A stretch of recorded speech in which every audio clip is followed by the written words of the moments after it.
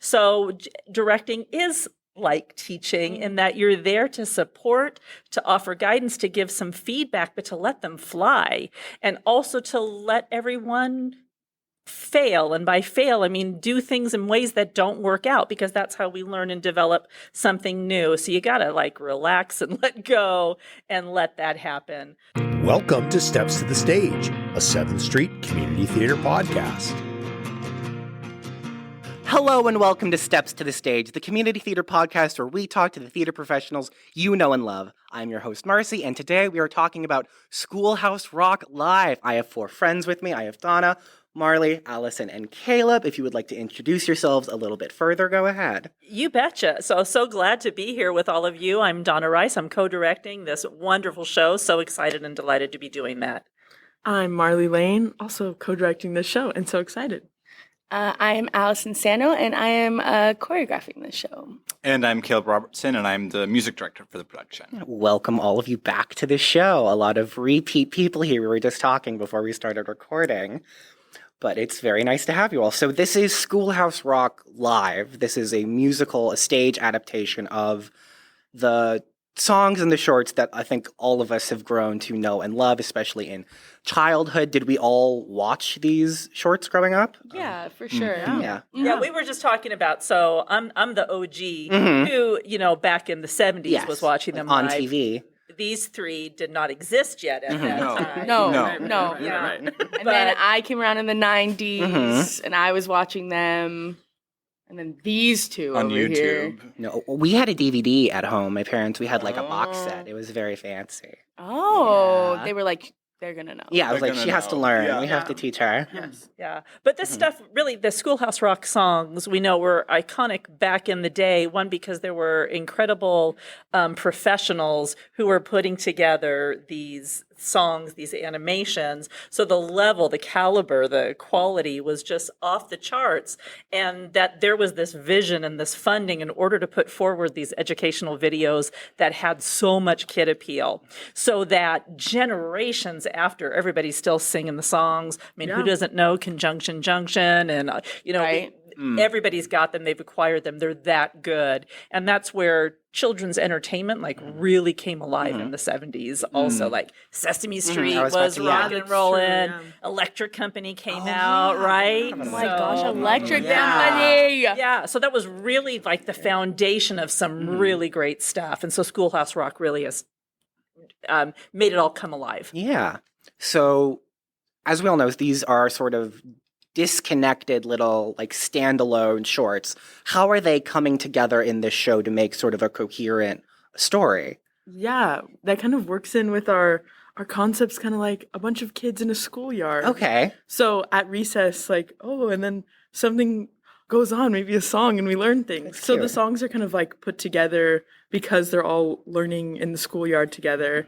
And then like the props they use, maybe the costumes are all like what they already have there. So it's like that concept comes together with like, now there's a new song. So maybe the songs aren't super connected, but like the kids and learning and stuff like that is connected. They are sort of the glue that holds Yeah. everything together. Very fun. Yeah. Because the plot sort of centers on, it's like this teacher that is sort of putting a lesson together, right?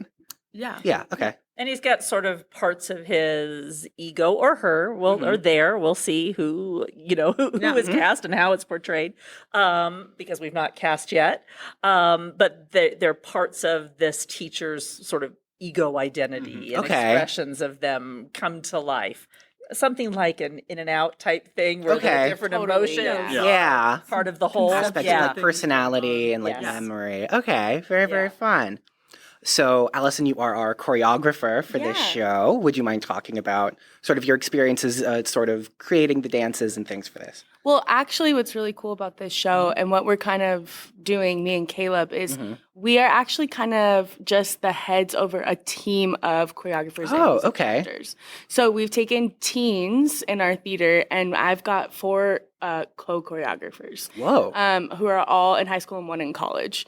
And I am kind of passing off the choreography to them while lending them an ear and an eye, and kind of training them up in how to choreograph for children, how to choreograph for different genres, how to choreograph to a concept, so that they eventually can become a choreographer for the next musical and kind of be built up into theater. And Caleb's doing the same with music. Yeah, so I have 3. Actually, one of them is Joey, and then I have 2 that are in high school. And so, the idea, at least, it's a little different for, choreography versus music, where we just get the score. But so I'm kind of, there to support them and make sure that they have the tools that they need, that they, my job is more so to teach them how to teach the music. And, a lot of them have higher level music experience, and that's sort of what they're used to working with. But it's really different when you're working with junior high and under. And so, trying to get them to bridge those gaps between, how do you get things across in different ways to different, students or casts. Yeah, teaching like the basics and intermediate at sort of the same group. Yeah. Yeah, exactly. And I think too, for them, it's more like they're busy too, so we're there to help them and support them and make sure that these kids feel completely guided in their creative process. Yeah.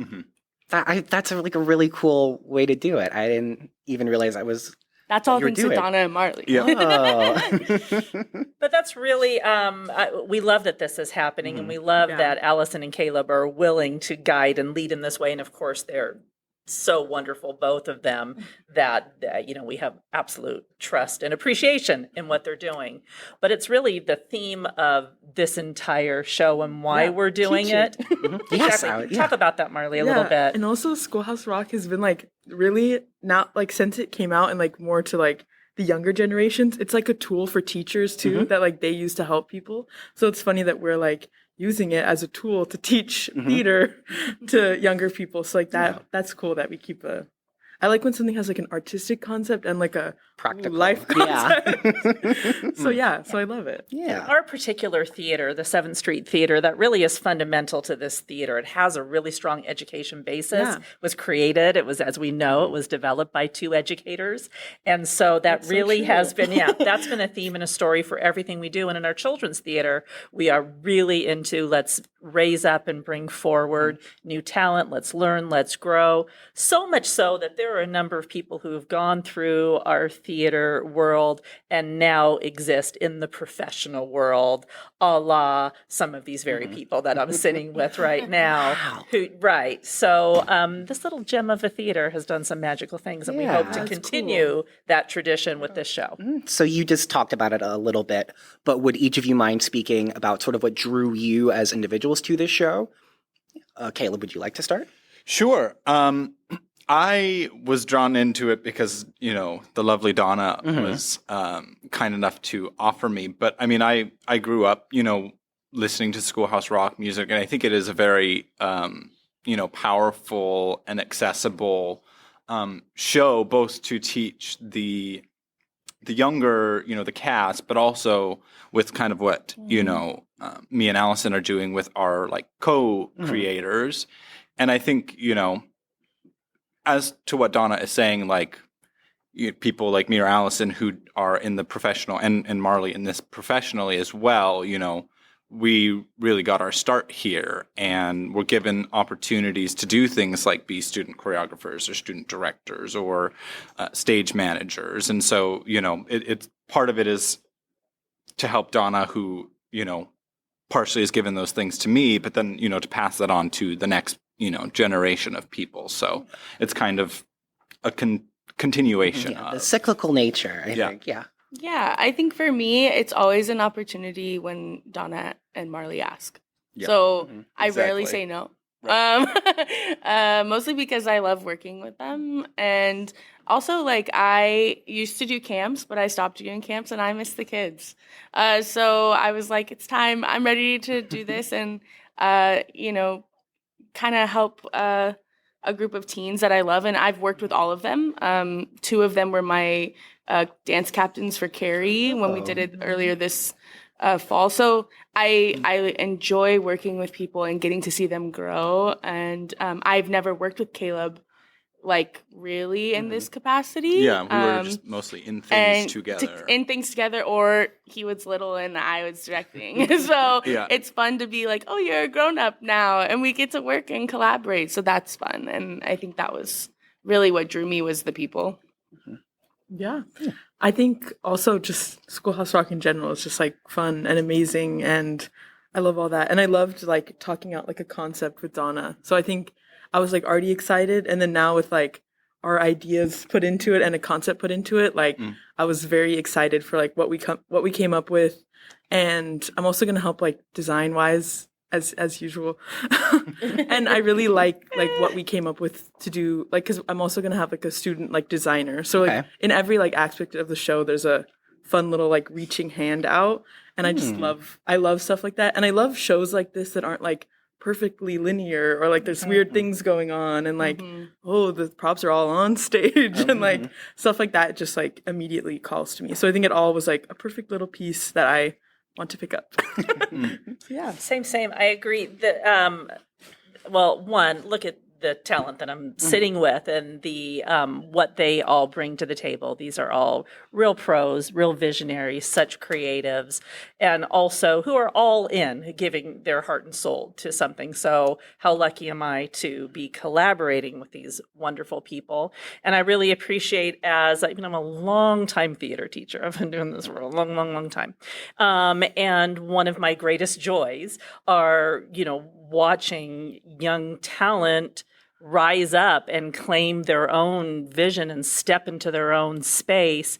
And these are three whom I would trust with anything. And so, and I've loved seeing what they each do individually. So to have this collective, I'm like, dang, we are just going to put on something so glorious. It makes me so happy. I learned early on in my professional career that the best thing you can do, and whatever you're doing, is surround yourself with people who you think are smarter, more creative, bring more to the table than you, that you see in that way. Exactly. Look at this. So, yay. Thanks, Donna. Yeah, what a compliment. Oh my gosh. Yeah, geez, I'm crying. So a question that I had written down originally just for Donna was sort of what drew you to this show as a teacher, someone with that background. But as you two were just talking about, sort of, you're all becoming teachers when involved in this production. And I thought that was a really interesting perspective to sort of speak on. So again, we can start with Donna, but I would love to know the three of you as from a teaching and sort of guidance perspective, sort of what that is like, especially if it's new for the two of you. Yeah. Early on directing, I know that I had a tendency, I wanted to go and, shape everything that they were doing and feed to them. This is how I learned quickly that, of course, what a killer that is. It ruins all of the creativity. It shuts down so many great ideas that can come about. So directing is like teaching in that you're there to support, to offer guidance, to give some feedback, but to let them fly, and also to let everyone fail. And by fail, I mean do things in ways that don't work out, because that's how we learn and develop something new. So you got to relax and let go and let that happen. So, and I think Marley already spoke about that so beautifully, about why this education basis is so important to us. So I'm just really eager to see what comes about. Why this show? Because, little Donna loved this stuff like crazy, and that I get to come and put this on stage is great. But also, one of my sons, our engineer Joey here, one of his first shows was this show with the wonderful directors Gracie Arvizo and Patty Quiros, and he loved it so much. And I'm like, well, yeah, that I could do this, and that he is a part of it as well as one of the musical directors is like, what a joy that is for this mama's heart. That's cool. That's So really there you go. cool. Again, the cyclical nature of this building. Yeah. I mean, when it comes to teaching, I don't know. I've been involved in camps and stuff, so that's similar. Yeah. And then I think kind of what I spoke about before, I think it's also like a love letter to the teachers of the theater. I found my mom's a teacher, and so it's just fun for us to work that muscle in teaching. And for the kids, I think it works better when they have a bunch of hands in helping them. So that's Can we just say, you mentioned your mom, who's like head producer, who true. also has Whoa. 3 producers true. who are training up under, no, 4 producers It's happening who are everywhere. training up under That's so her true. and with her That's so true. for this show. That It's is across the board. hilarious. Isn't that great? That's perfect. wow. Even producing teaching. Yeah, it's what we do. Yeah. And we even have, because like Maya's going to be our stage manager, and I don't think she's really done it before. So it's people learning Yeah. and all sorts teaching. of I don't new know. things. It's just fun and beautiful and feels theatery. For me, I'll be honest, like teaching is my life. This is not new to me. Okay. I've been a teacher since, my first teaching job was here when I was 17 when I did camps. So like I've been teaching here for a long time. And I think all of my shows have carried that teaching aspect with it. Like I can't help it, which is why I think I partner well with people who value that. And I think I've been a teaching artist for a long time. I've taught at multiple schools and high schools. So like for me, I will always make sure that I'm teaching in some regard or that I'm being taught. And I think for this show, I'm kind of excited to be on the other end of it, of like letting these choreographers find new things and let this next generation talk to the generation underneath them and see what they're talking about and see what they're bringing to the table and what their ideas look like, so that I can kind of be in a learning position while still being a guide, you know? I think that's what's really important in this particular style of teaching, which is dance, because dance is literally you have to do it. I can't do it for you. So you're gonna have to use your body and your mind and then give it to me and we'll see what we can do with it. But I think teaching is just in my body. It's also generational. You know, my grandma was a teacher. I've been surrounded by teachers my whole life. Me and Marley always talk about like growing up at elementary school versus going to an elementary school is a different experience. You know, like staying at the school with your mom till 7 p.m. and or being a teacher who's like, hey, I need help organizing these papers. And you're like, I just want to go to lunch, I was Grandma. grading papers in And, like you 3rd know, grade. I was grading papers with my grandma. I became a teacher's assistant pretty early on. So, you know, I think that's kind of where I fall into the teaching line, is just like, I'm just excited to see what everyone does. And now we have there's so many. And it's like, ooh, this show's going to be fun. It's going to be crazy, but it's going to be fun. Yeah, I mean, I think I've done a handful of shows here. I've done lots of work with classical music and also theater in high school. And I think for me, the part that I really enjoy about the teaching experience is I think, you know, a lot of people will underestimate, oh, well, they're just elementary students, or they're just junior high students, or they're just high school students. And, you know, the top vision is challenge them to do more than they think they can, because they can.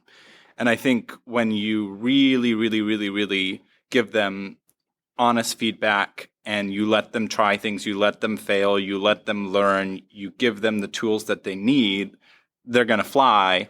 And when, you know, people come to see the show, or when the cast is talking about the experience of the show, they're like, man, we learned a lot and we did way more than we think we ever thought we could. And I think that's what I enjoy, is seeing people sort of supersede these barriers or things that they don't think that they can achieve, when really they just need somebody there to give them a little help. And I think that's what I enjoy most about the teaching experience. So I'm excited to do that in the slightly different role, where I'm not directly, you know, have my hands on the music, but I've got my hand on the shoulder of the people touching the music. And so that'll be an interesting experience. Oh, what a cute little picture. Yeah. Let's amplify something that you just talked about, Caleb, also, which is this idea of how people perceive children's theater and what children can do. This is some of the most exceptional talent. They're very flexible, very directable, so eager to rise and explore, and the depth of understanding and their presence with their feeling selves and their own lived experience and being present in that moment. All of this is just glorious.